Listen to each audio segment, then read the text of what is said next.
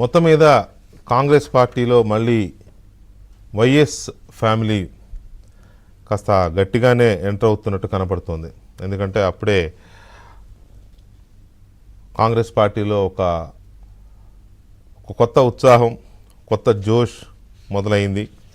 నిజానికి వాళ్ళ ఈ న్యూ ఇయర్ సెలబ్రేషన్స్ ప్రపంచమంతా ఎలా జరుపుకుంటున్నాయో తెలియదు, కానీ ఏపీలో కాంగ్రెస్ శ్రేణుల్లో మాత్రం చాలా కొత్త ఉత్సాహం కనపడుతుంది. ఏ నాయకుడితో మాట్లాడినా ఇప్పటి వరకు చాలా స్ట్రగుల్ అయ్యాం, ఇక్కడ నుంచి కాస్త ఇది వస్తుంది. దానికి తగ్గట్టుగా జగన్మోహన్ రెడ్డి గ్రాఫ్ చాలా దారుణంగా పడిపోవడంతో ఆ పడిపోయిన గ్రాఫ్ని కొంత మేము క్యాచ్ చేయడానికి మాకు ఒక మంచి ఊతం దొరికింది అనేది వాళ్ళు అనుకుంటున్న మాట.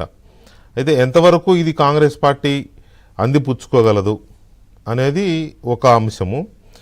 రెండవది, షర్మిల గారిని కాంగ్రెస్ పార్టీలోకి, షర్మిలారెడ్డి గారిని కాంగ్రెస్ పార్టీలోకి తీసుకోవడం ద్వారా ఏపీలో కాంగ్రెస్ని మళ్ళీ రివైవ్ చేయొచ్చు. ఈ ఎన్నికలకు కాకపోయినా 2029 నాటికి కాంగ్రెస్ పార్టీని ఆంధ్రప్రదేశ్లో ఎస్టాబ్లిష్ చేయొచ్చు అనే కాంగ్రెస్ పార్టీ యొక్క వ్యూహం, లేదా కాంగ్రెస్ పార్టీ పెద్దలు రచిస్తున్న వ్యూహం ఎంతవరకు వర్కౌట్ అవుతుందనేది రెండవ అంశం. So Jaganmohan Reddy, YS family, Congress పార్టీలో వైఎస్ ఫ్యామిలీకి వైఎస్ రాజశేఖర రెడ్డి గారికి స్ట్రాంగ్ హోల్డ్ ఉంది. ఎవరు అవునన్నా కాదన్నా మొత్తం 3 ఏరియాస్లో కూడా, Uttarandhra, Coastal Andhra and Rayalaseema, of course for that matter తెలంగాణలో కూడా ఉన్నారు. కానీ తెలంగాణలో వైఎస్ పూర్తిగా ఆంధ్ర అనే ఒక దీంతో ఇంకా తర్వాత డైల్యూట్ అయిపోయినా ఉన్నారు, అక్కడక్కడ ఉన్నా. బట్ అది నో యూజ్. షర్మిల గారికి అదేం వర్కౌట్ అవ్వలేదు తెలంగాణలో. అయితే ఆంధ్రప్రదేశ్లో 3 ప్రాంతాల్లోనూ, Uttarandhra and coastal Andhra and Rayalaseema 3 ప్రాంతాల్లోనూ బలంగా ఉన్న వైఎస్ ఫ్యామిలీ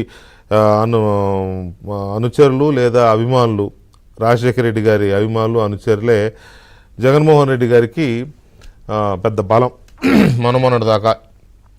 ఆఫ్కోర్స్ ఇప్పుడు కూడా, కాకపోతే ఇప్పుడు అదంతా జారిపోయింది. ఇప్పుడు అదంతా జారిపోతూ ఉండడం వల్ల వాళ్ళంతా దిక్కుతోచని పరిస్థితుల్లో పడ్డారు.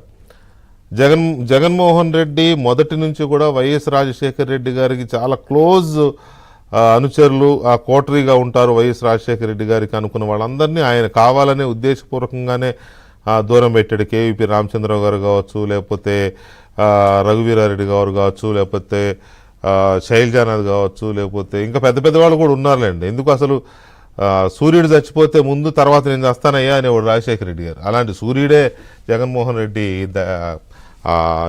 దాంట్లో కనపడలేదు ఎక్కడ కూడా. అలాంటి వాళ్ళు చాలామంది ఉన్నారు. సో ఈ సిచ్యువేషన్లో వాళ్ళతో పాటు జగన్మోహన్ రెడ్డిని నమ్మి వెళ్ళిన రాజశేఖర రెడ్డి అనుచరులు, అంటే యంగ్స్టర్స్, తర్వాత జనరేషన్స్ వాళ్ళు ఎవరైతే ఎమ్మెల్యేలుగా గెలిచిన వాళ్ళు కానీ తర్వాత వాళ్ళు కానీ, వాళ్ళంతా జగన్మోహన్ రెడ్డిని నమ్మి అక్కడికి వెళ్ళారు జగన్మోహన్ రెడ్డి గారి దగ్గరికి. కానీ తర్వాత వాళ్ళు కూడా హ్యూమిలియేట్ అయ్యి వాళ్ళు ఏ స్థాయికి వచ్చిందంటే తాడేపల్లి ప్యాలెస్కి వాళ్ళని పిలిపించి నీకు టికెట్ లేదన్నా నువ్వు సర్దుకో అన్నా అని చెప్పే పరిస్థితి. కొంతమందినేమో నువ్వు 100 కోట్లు ఇస్తావా, 50 కోట్లు పెడతావా, 150 కోట్లు పెడతావా అని అడిగే పరిస్థితి. అంటే ఇదంతా కూడా యూజ్ అండ్ త్రో అనే పాలసీని బ్రహ్మాండంగా ఇంప్లిమెంట్ చేస్తున్నాడు జగన్మోహన్ రెడ్డి. మళ్ళీ కొత్త ముఖాలు వెంపర్లాడుతున్నాడు. దాంతో రాజశేఖర రెడ్డి గారిని, కాంగ్రెస్ పార్టీని మొదటి నుంచి నమ్ముకుని తర్వాత జగన్మోహన్ రెడ్డి దగ్గరికి వెళ్ళిన వాళ్ళందరి పరిస్థితి వాళ్ళ రెంటికి జడ్డ రేవడిలాగా తయారైంది. దాంతో వాళ్ళంతా ఒక చుక్కాని లేని నావలాగా తయారయ్యారు చాలామంది. ఇప్పటికిప్పుడు లెక్కేస్తే దాదాపు 30 నుంచి 40 మంది ఎమ్మెల్యేల పరిస్థితి అలా ఉంది.